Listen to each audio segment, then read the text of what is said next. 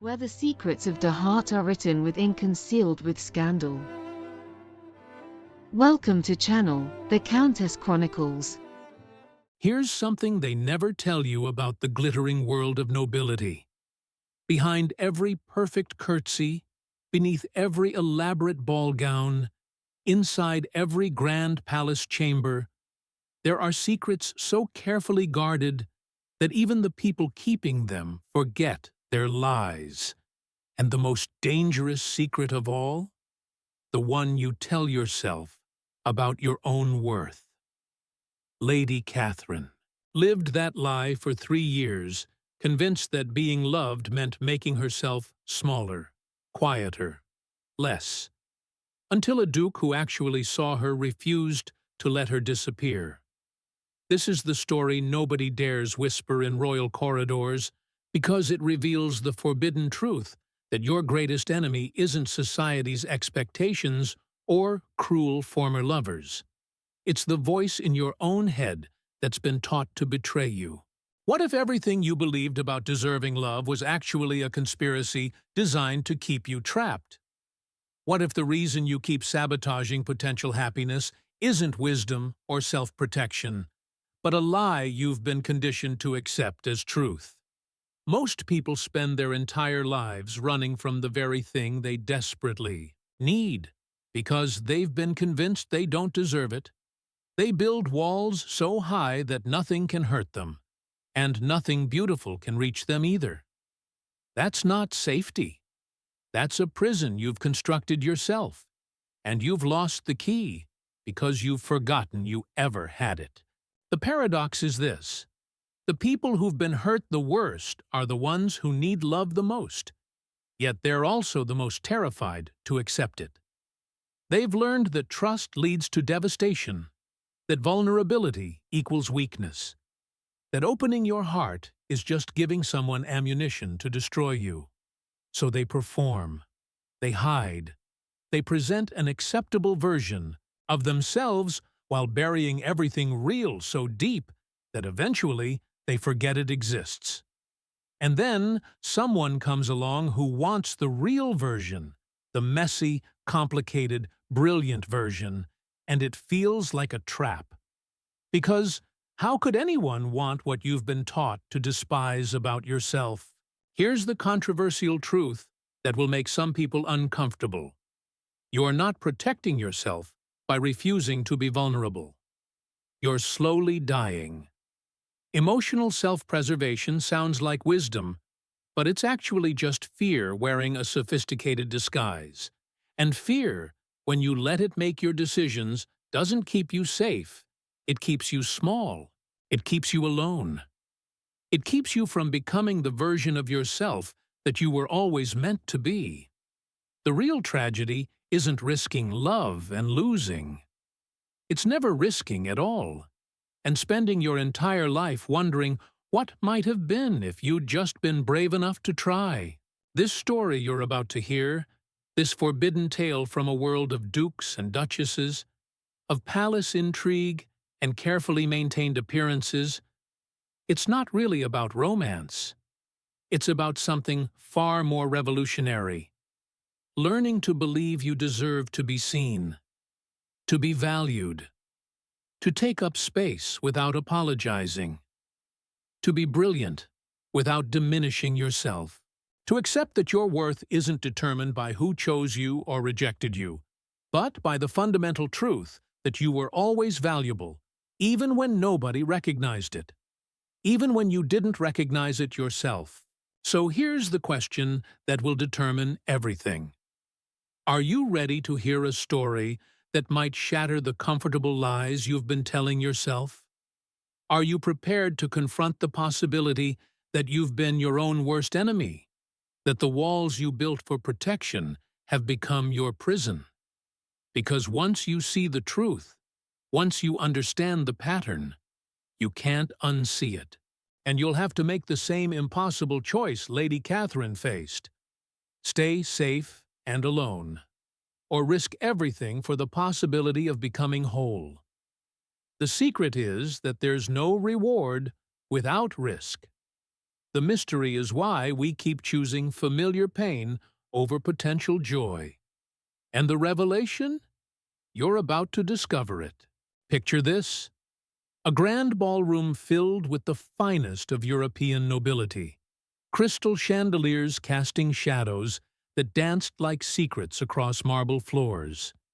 Lady Catherine had spent the entire previous night perfecting her presentation for the Duke's Council, a proposal for revolutionizing the estate's trade routes. She'd reviewed it 47 times because, in a world where women were barely allowed to speak in such meetings, perfection wasn't optional. It was survival. The air was thick with the enigma of whether she'd be heard or dismissed, as so many before her had been. This wasn't just another gathering. This was her chance to prove that intelligence had no gender, even if the century disagreed. She presented her ideas with a voice that barely trembled, though her hands gripped the parchment like a lifeline.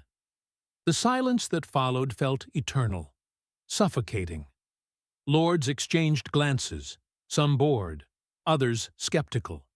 And then, from the back of the ornate chamber, a hand raised, belonging to Lord Edmund, the new Duke who'd recently arrived from the southern provinces. His voice cut through the tension. "Just one question, my lady. How did you arrive at this particular trade segmentation? Because it's brilliant. It goes against everything the initial reports suggested, yet it makes complete sense when you explain the reasoning." Lady Catherine looked at him, genuinely shocked. Everyone looked at him, because nobody had commented, not positively, not negatively. They'd simply planned to let her words disappear into the void, like so many women's voices had before. She explained her reasoning, feeling something shift in the room's atmosphere, a trace of respect she hadn't expected. Lord Edmund asked 3 more questions, each one digging deeper, genuinely interested in understanding rather than testing her. He saw what she saw in the numbers, the patterns hidden beneath surface-level data that everyone else had missed. It was as if they spoke a language the rest of the court couldn't hear, a code that connected their minds in ways that felt almost forbidden in their rigidly structured society. This wasn't the usual courtly interaction where men patronized and women smiled demurely. This was intellectual recognition, raw and undeniable. At the meeting's end, the head duke merely said, "Approved," and dismissed everyone. But Lord Edmund lingered, approaching her with an expression that held no trace of the usual masculine superiority she'd grown to expect. "Truly, Lady Catherine, that was exceptional," he said quietly, ensuring others wouldn't overhear. "You possess a rare gift for reading what others cannot see between the lines. Have you considered presenting this at the Royal Economic Summit next month? Your insights would revolutionize how we approach trade entirely." Lady Catherine laughed, not from joy, but from disbelief. She assumed he was being polite, playing the role of gentleman because society demanded it. "No, seriously," he insisted, and something in his tone made her pause. "You underestimate the value of what you do. I've sat through hundreds of these council meetings across 3 provinces, and I've never heard analysis this sharp." His words weren't flirtation, though she searched for traces of it. They weren't romantic interest, disguised as professional courtesy. They were genuine recognition, the kind that sees through the social constructs and perceives actual worth beneath. It was like he could see a version of her that she herself had stopped believing existed, buried under years of being told that women's thoughts were decorative at best, disruptive at worst. Lady Catherine left the palace confused, her carriage ride home filled with an unsettling sensation in her chest. She'd built her entire identity around being underestimated and proving people wrong through silent excellence.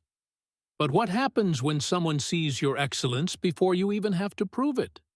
What happens when the mystery of Your own worth is solved by someone else before you've figured it out yourself? It felt dangerous, like a secret being revealed that she'd worked hard to keep hidden, even from herself. The conspiracy she'd unconsciously participated in was the one against her own value. Think of it this way.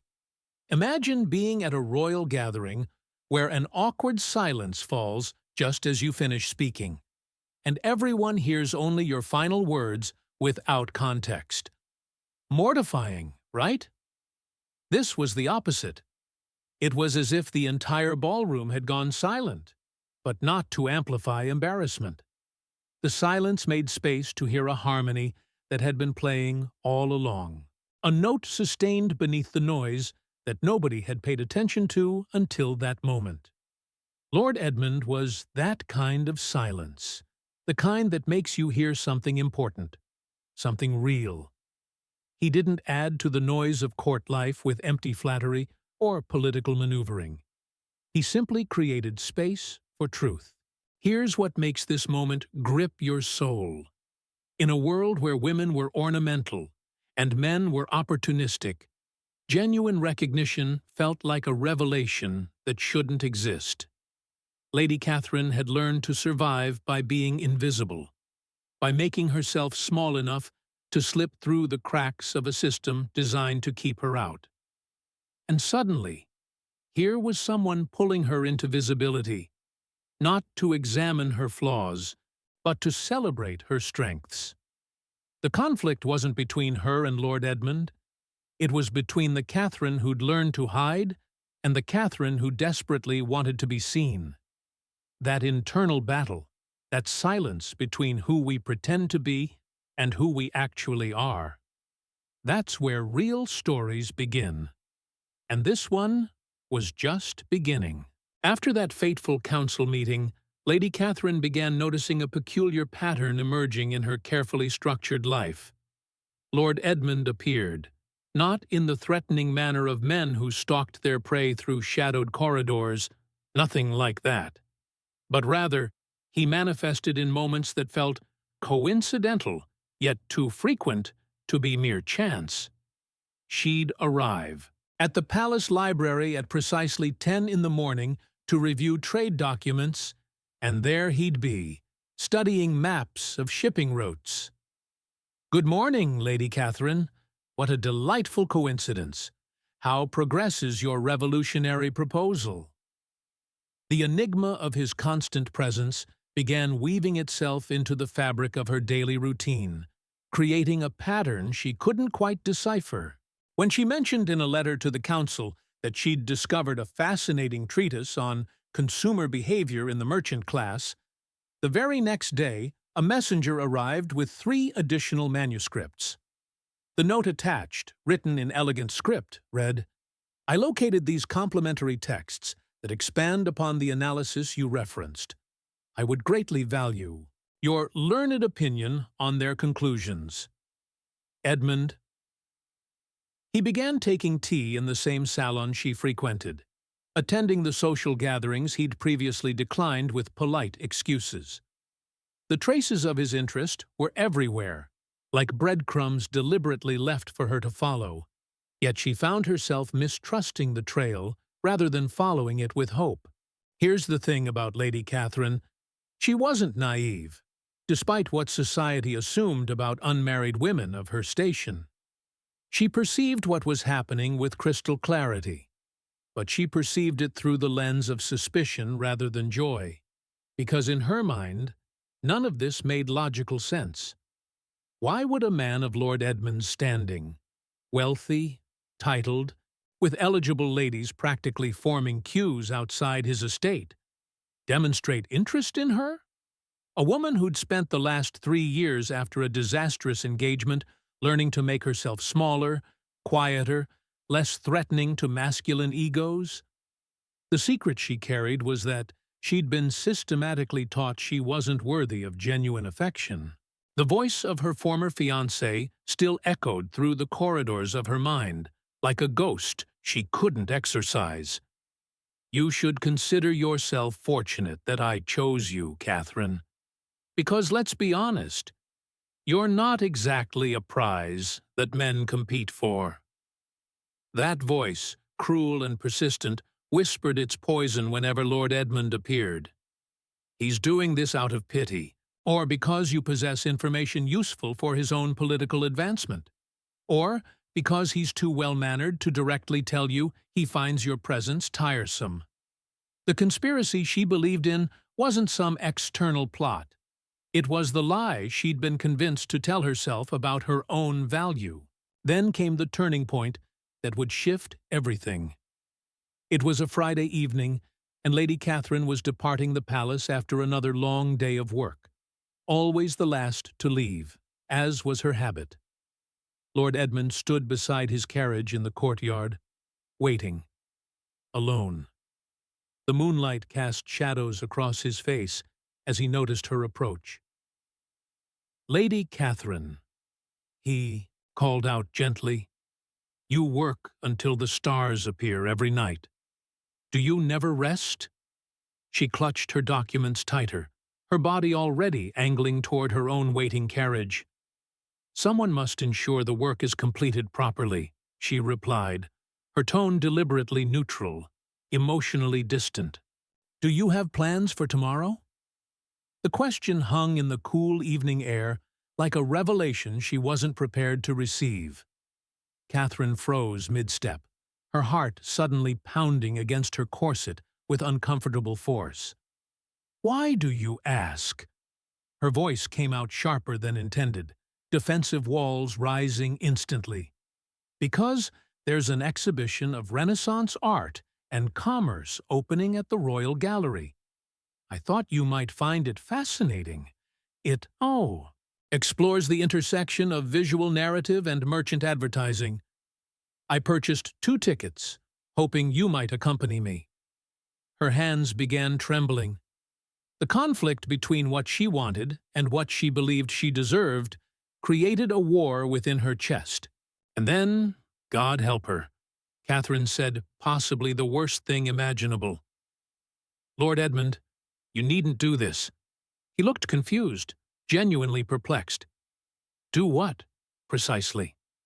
She took a breath, years of hurt pouring into her words. "Pretend. Play the gentleman out of some misguided sense of courtesy. Or whatever directive the palace administration gave you about integrating with the established staff. I'm perfectly fine, truly.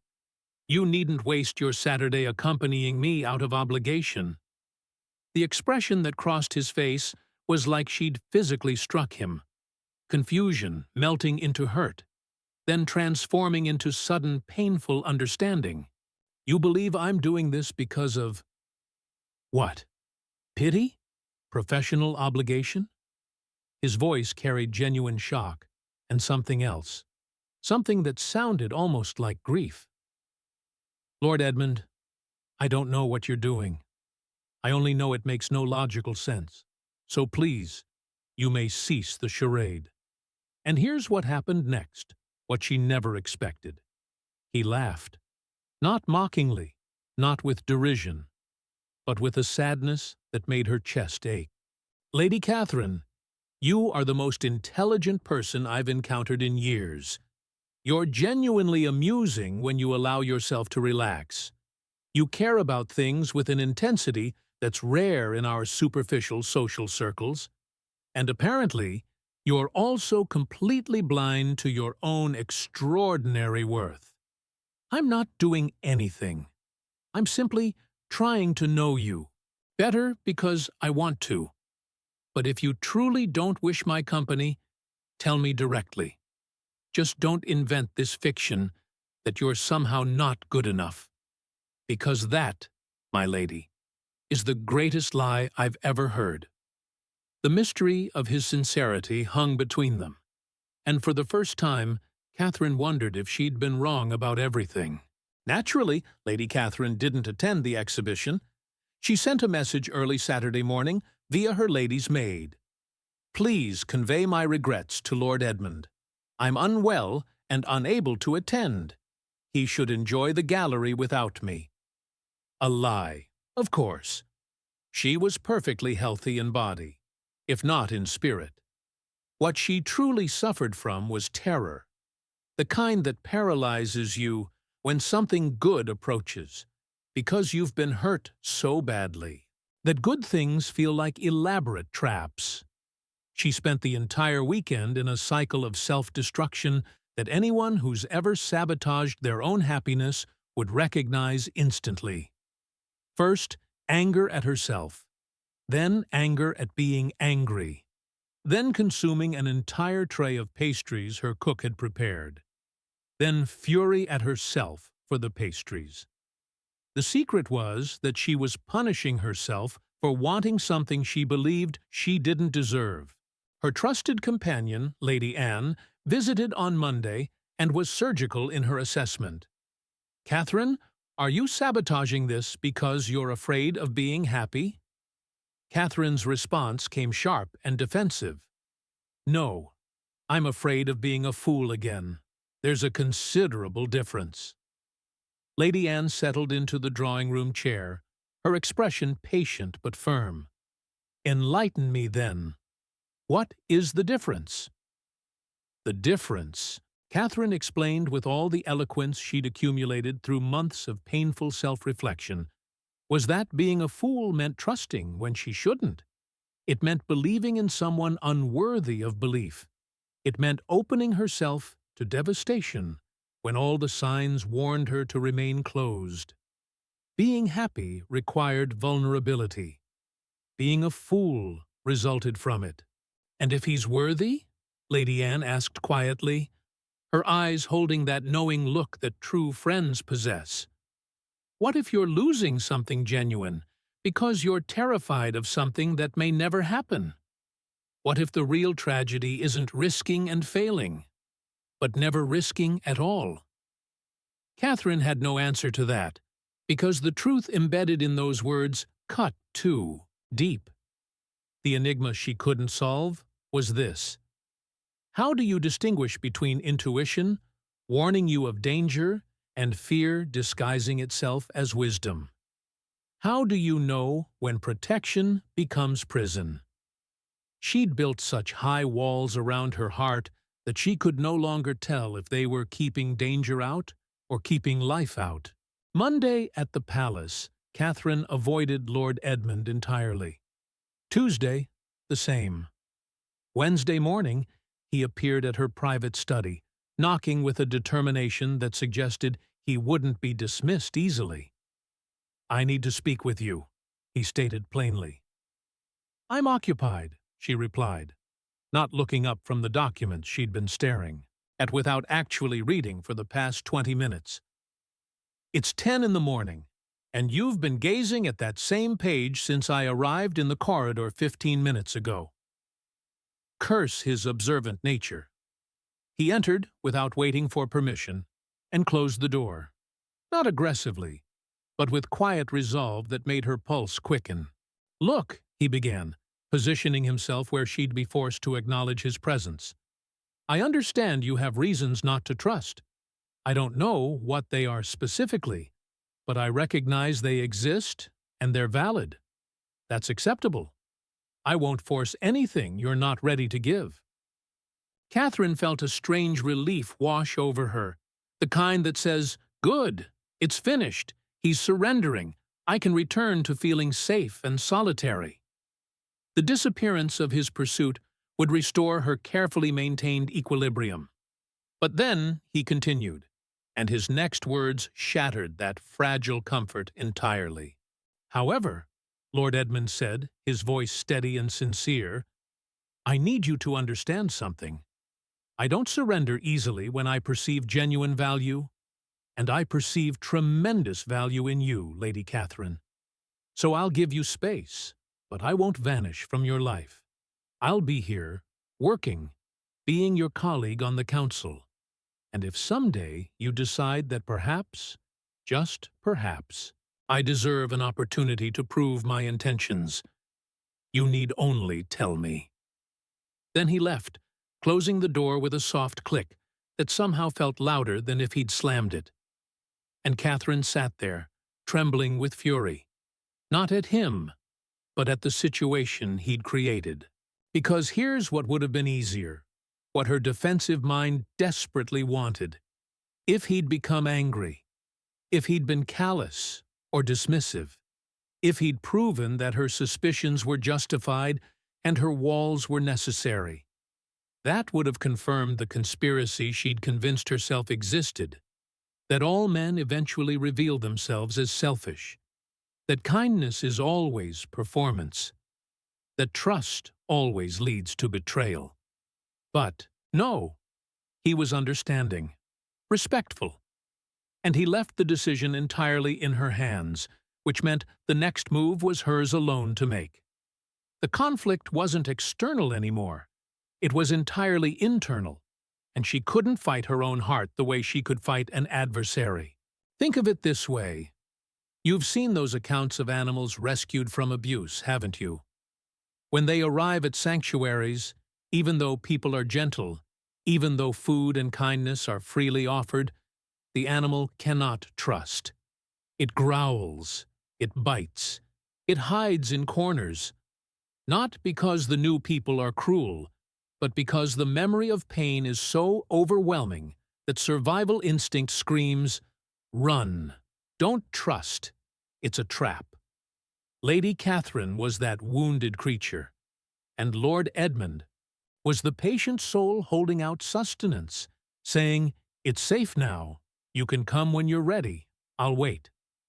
The question that haunted her was this: how long can you live growling at kindness before you realize you're starving yourself? How long can you choose the familiar pain of loneliness over the terrifying possibility of joy? The revelation she wasn't ready to face was that her greatest enemy wasn't Lord Edmund or society or her past. It was the voice in her own head telling her she didn't deserve to be loved. Lord Edmund kept his word with a consistency that proved almost unbearable for Lady Catherine. He gave her space, genuine, respectful distance, and it was absolutely torturous in ways she hadn't anticipated.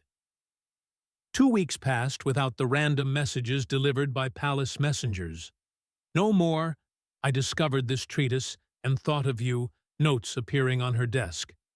No more coincidental encounters at the library during her usual morning hours. The disappearance of his presence created a void she hadn't realized would feel so enormous, so achingly empty.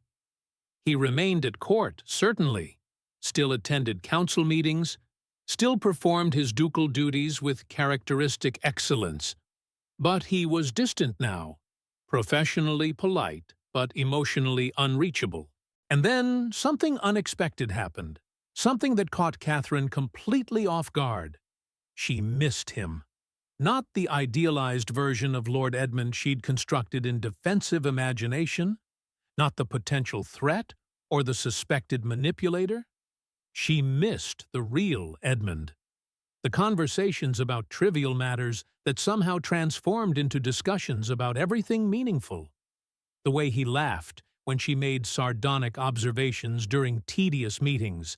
That genuine burst of amusement that made her feel clever and seen.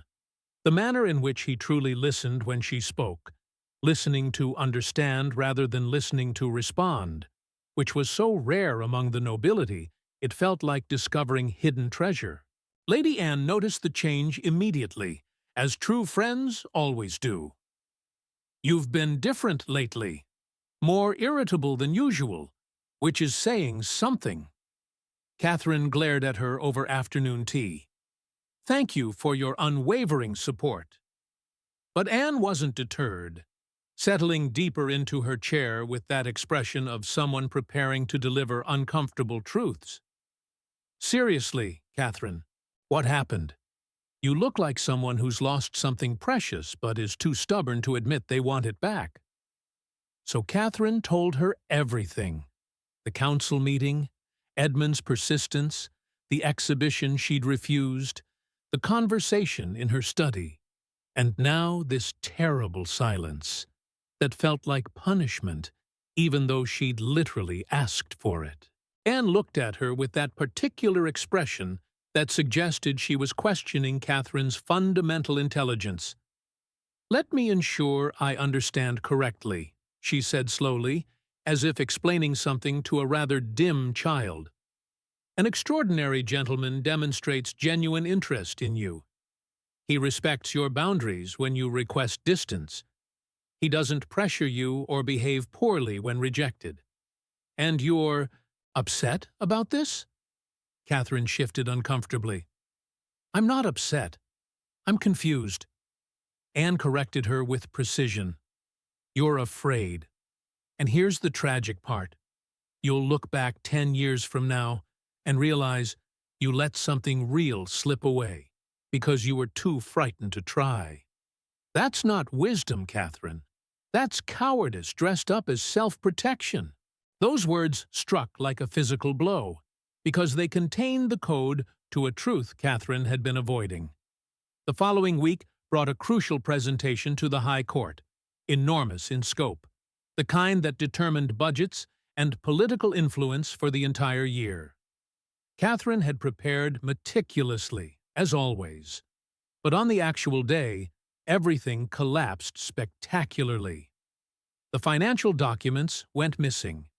Half the supporting evidence she'd planned to reference was nowhere to be found.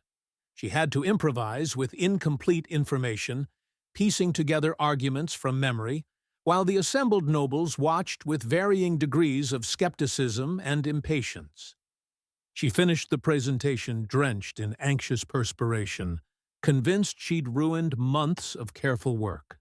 The head duchess gave her an inscrutable look before dismissing the assembly, and Catherine fled to her chambers feeling like she'd failed catastrophically. There, waiting on her writing desk, was a sealed letter.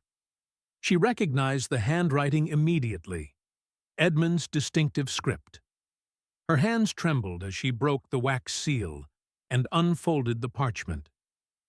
"Lady Catherine, what you accomplished in that chamber today was nothing short of remarkable. The way you improvised when the documents disappeared, most people would have frozen entirely, but you transformed disaster into opportunity. It was like watching someone perform magic. Your brilliance shines brightest not in perfect conditions, but when you're forced to rely purely on the strength of your mind. Extraordinary." Catherine wept in her chambers, true tears that she hadn't allowed herself to shed in years. She cried because she'd just realized something fundamental. In her worst moments, when she believed she'd failed, when she felt most vulnerable and exposed, he still saw value in her.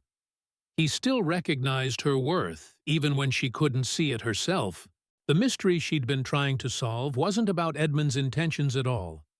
It was about whether she could believe she deserved what he was offering: respect, admiration, genuine care. The secret she'd been keeping wasn't from him. It was from herself. Think of it this way. Have you ever had a song you didn't particularly like, but it played everywhere? In markets, at gatherings, in passing carriages? You mostly ignored it, letting it fade into background noise.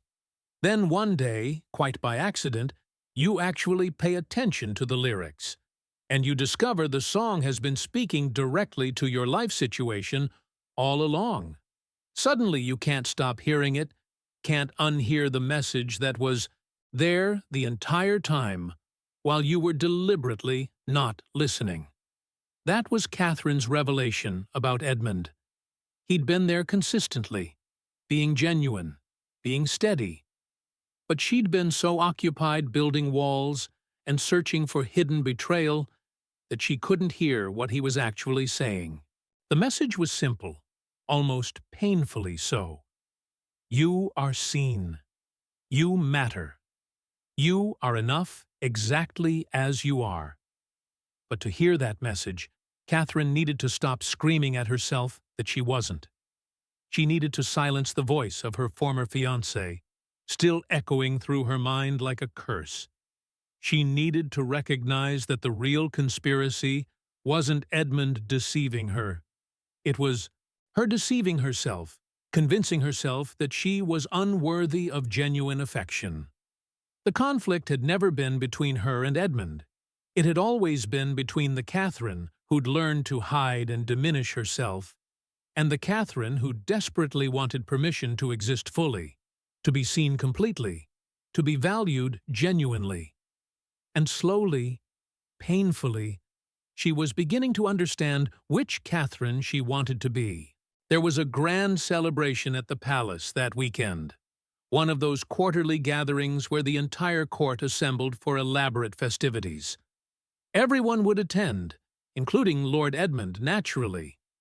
Lady Catherine typically despised these events with particular intensity. They felt forced, artificial, performances of social hierarchy disguised as entertainment. But this time felt different, weighted with significance she couldn't ignore.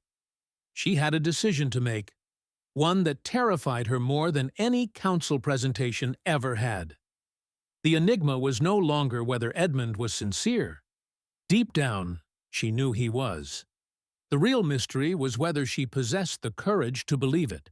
She spent 2 hours selecting her gown, which was absolutely ridiculous considering she'd never cared about such frivolities before.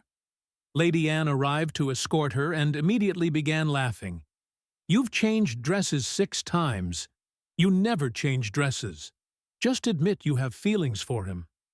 Catherine turned from her mirror, expression defiant, yet vulnerable. "I don't know if I have feelings. What I have is fear."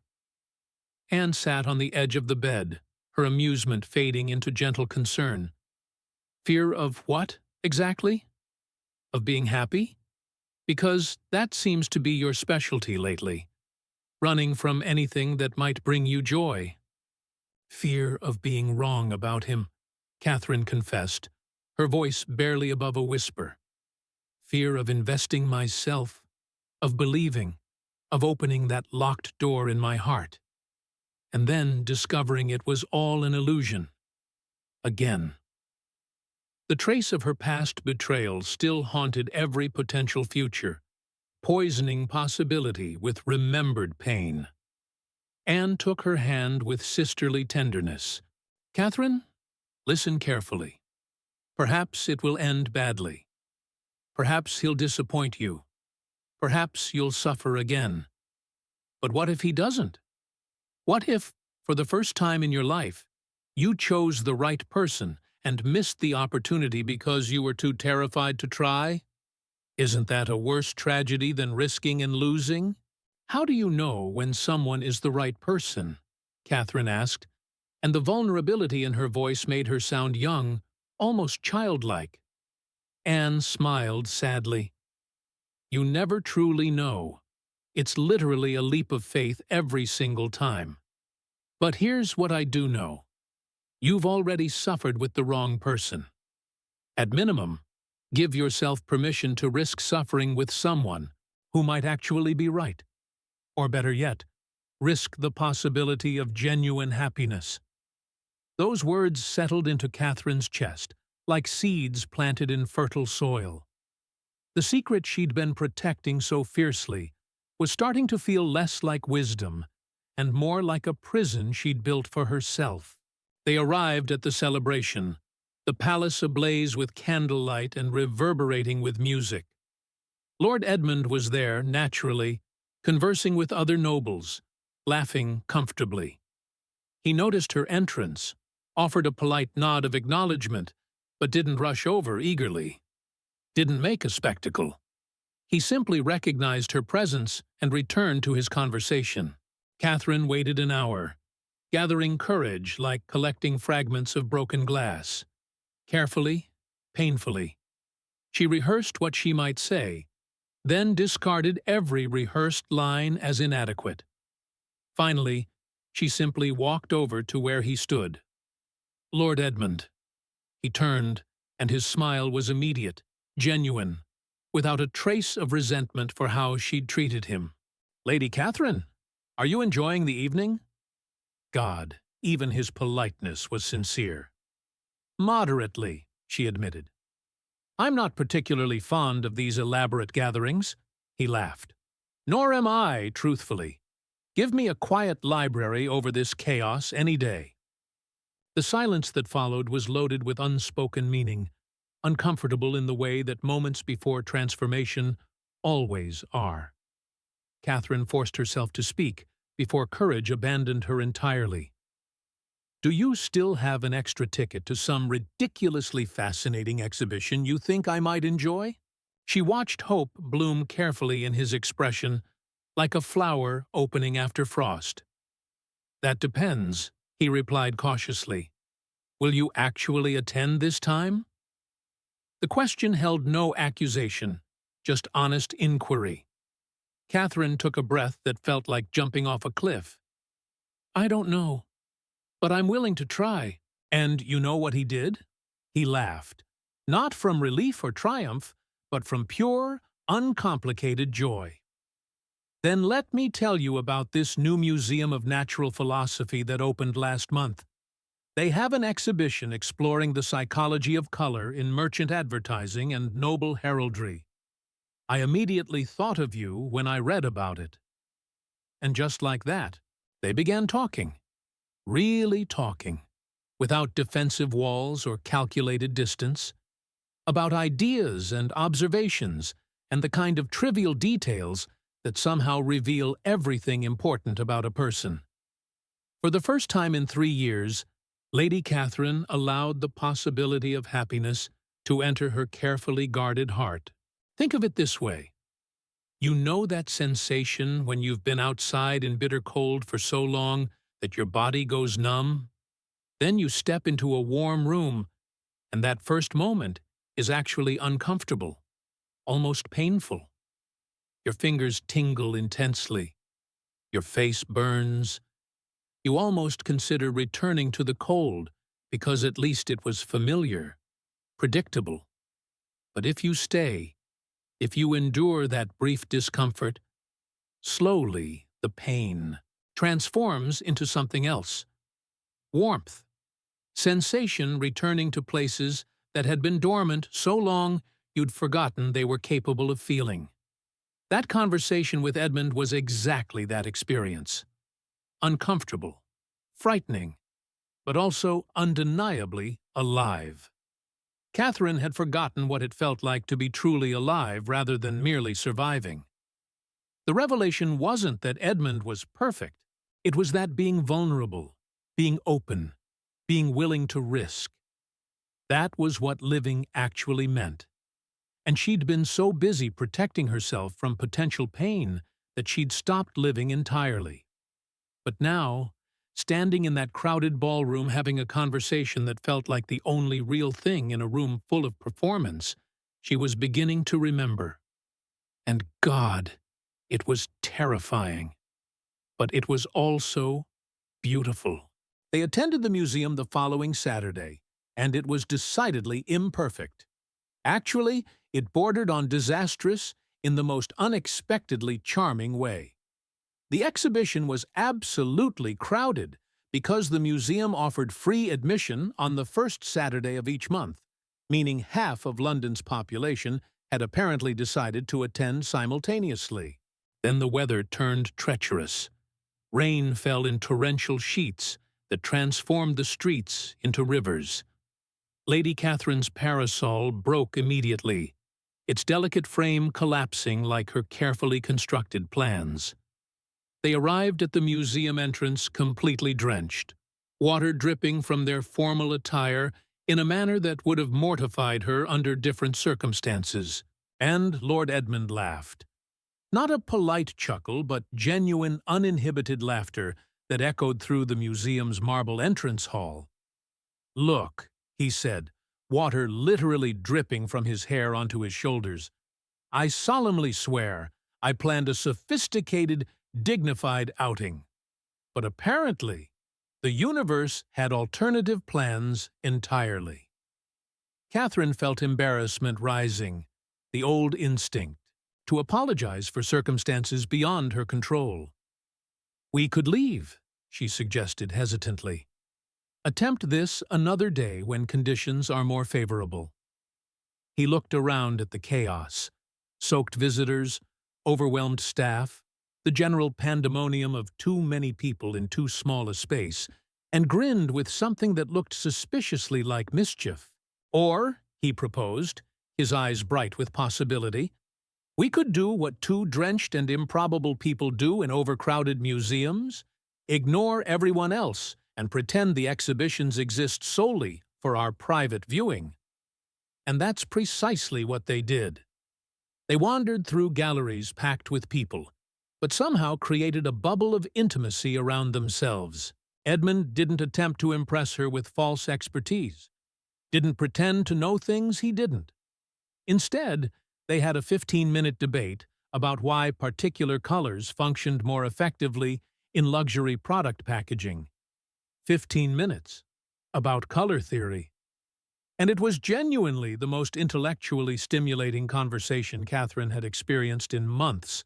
Eventually, they found themselves in the museum's small cafe, still somewhat damp, sharing a single slice of cake because neither had thought to eat lunch before arriving.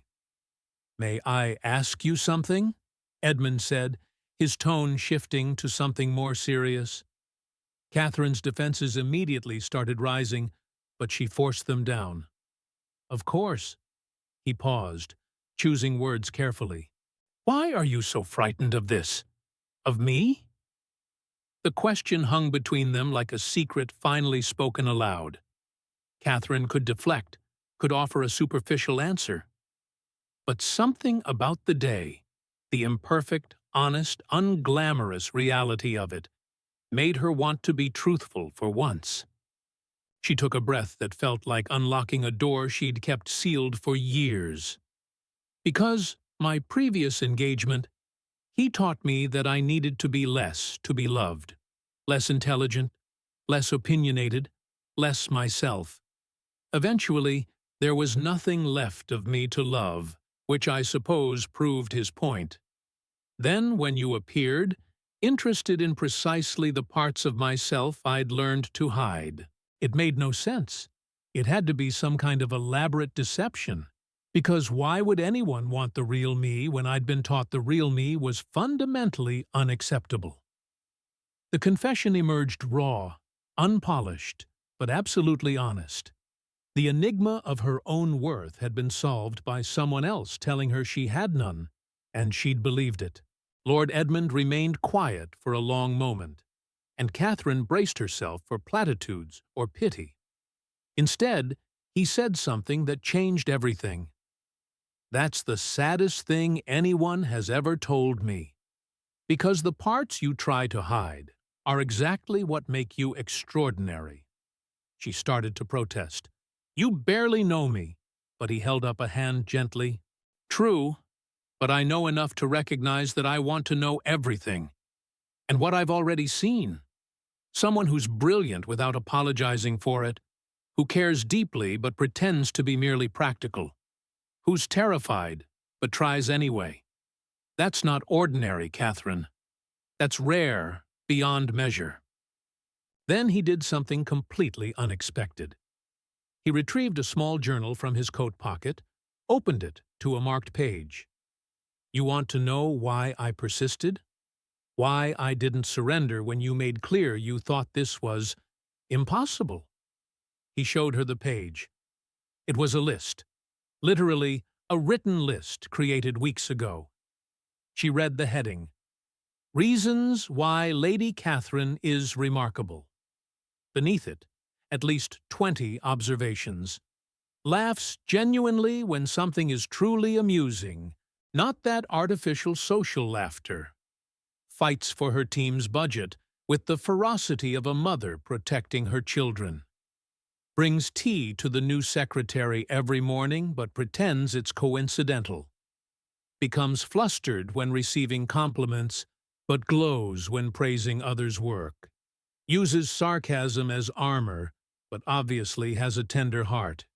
Talks to the potted plants in the council chamber when she thinks nobody's watching." Catherine stared at the page, her vision blurring with tears she couldn't control. You kept a list?" Her voice came out strangled, disbelieving. Edmund nodded, his expression soft. I started writing it the second week I knew you, because you said something that resonated profoundly. You said data only reveals truth when you pay attention to patterns others miss. So I paid attention to you, and I discovered the most beautiful pattern I've ever seen. Someone who's convinced she's ordinary when she's actually extraordinary. The conspiracy isn't that I'm deceiving you, Catherine.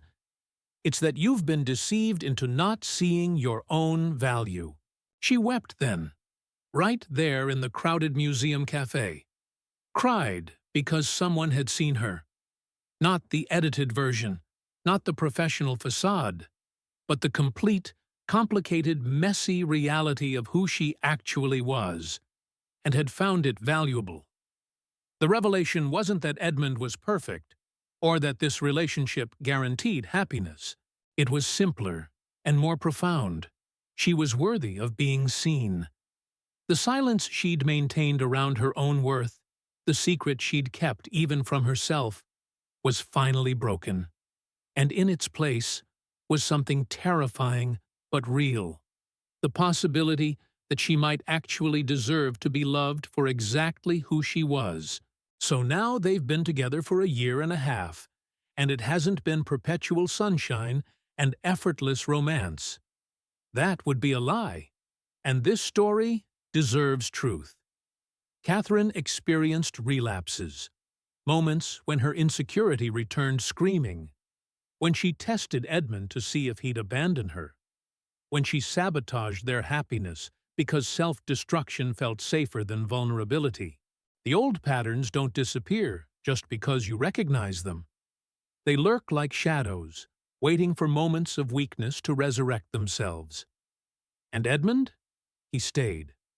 Not in that toxic way where someone martyrs themselves to save you, but in the way that says, I'm here, I'm committed. But you need to do your part of the healing too. That distinction matters more than people realize. Catherine returned to regular consultations with a wise woman in the village, who practiced what today we might call therapy, someone who helped her work through the layers of damage her previous engagement had inflicted. She began the painstaking work of rebuilding self-worth from the ground up, brick by brick, affirmation by affirmation. She learned that accepting love isn't weakness, it's actually profound courage.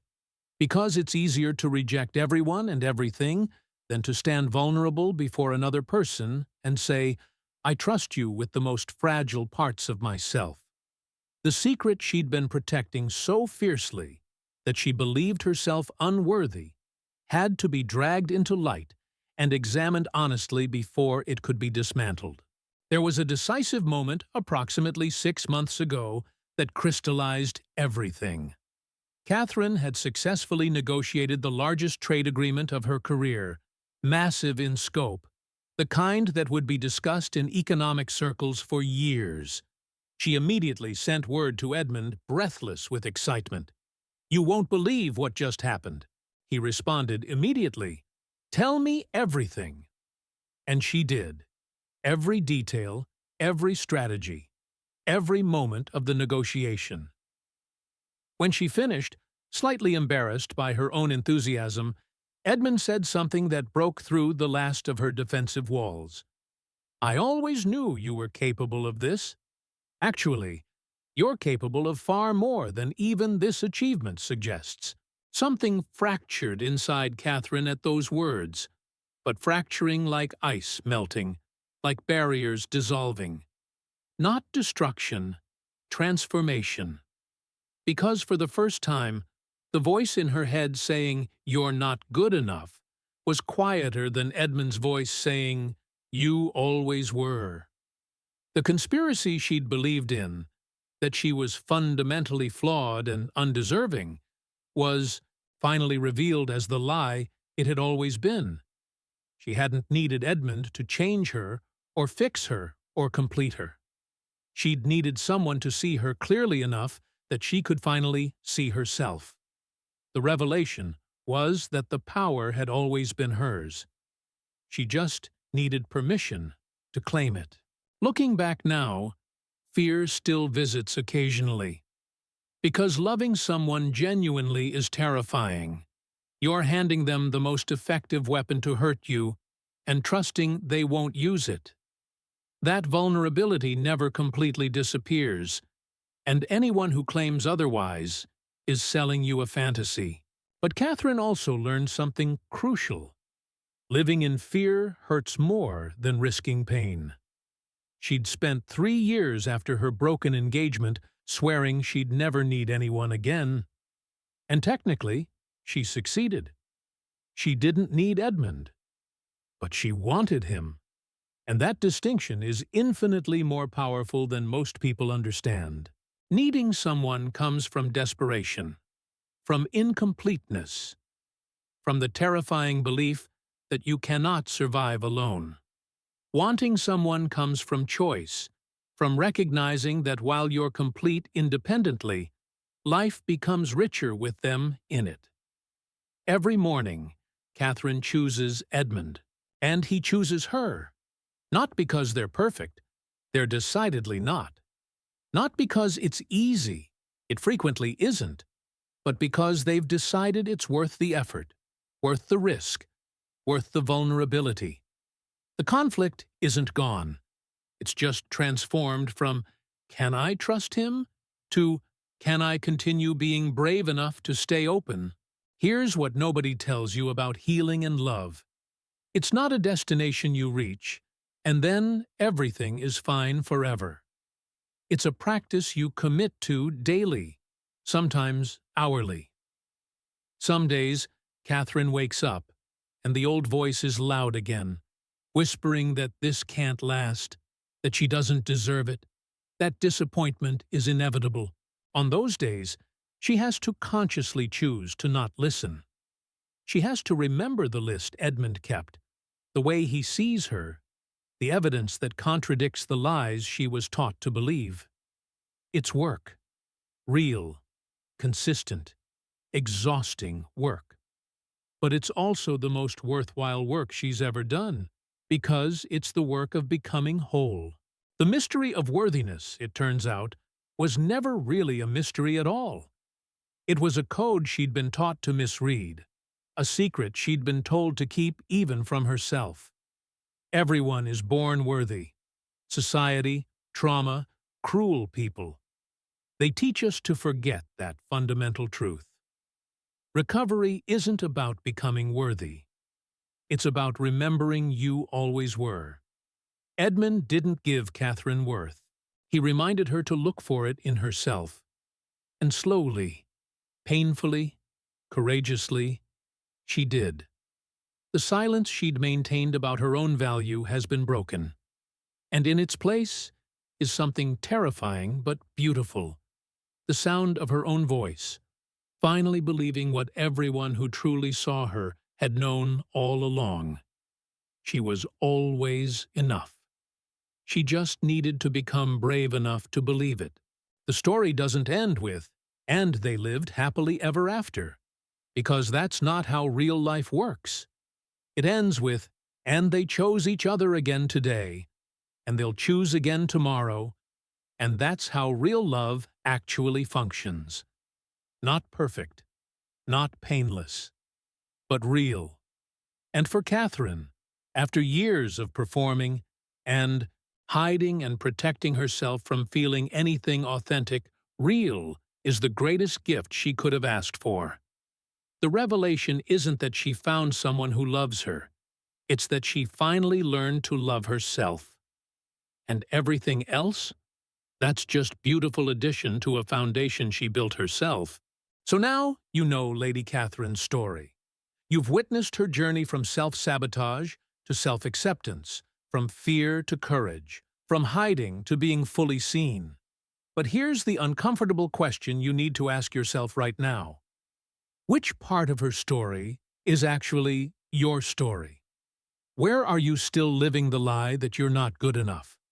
What walls have you built so high that you've forgotten they were supposed to be temporary protection, not permanent residence?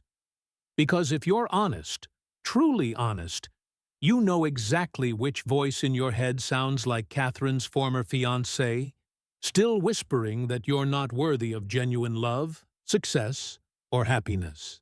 Let me be provocative for a moment.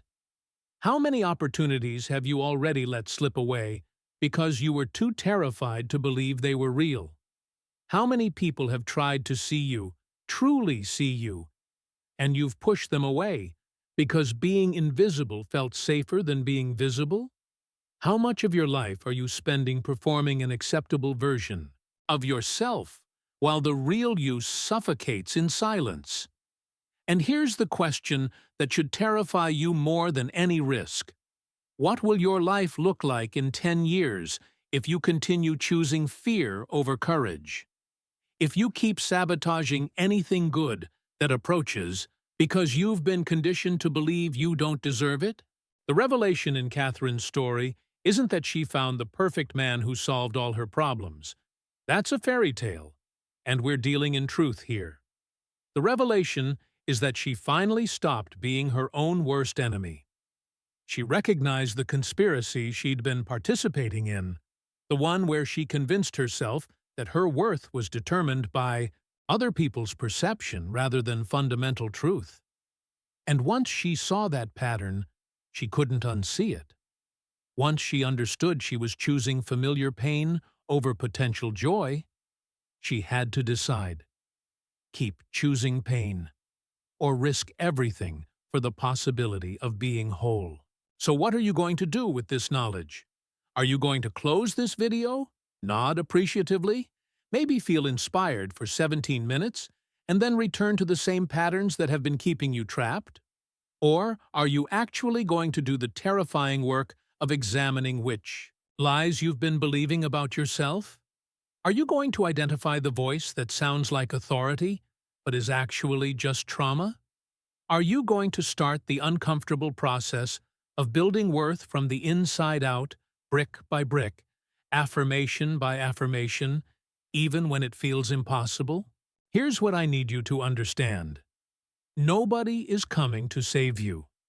Not a romantic partner, not a career achievement, not external validation.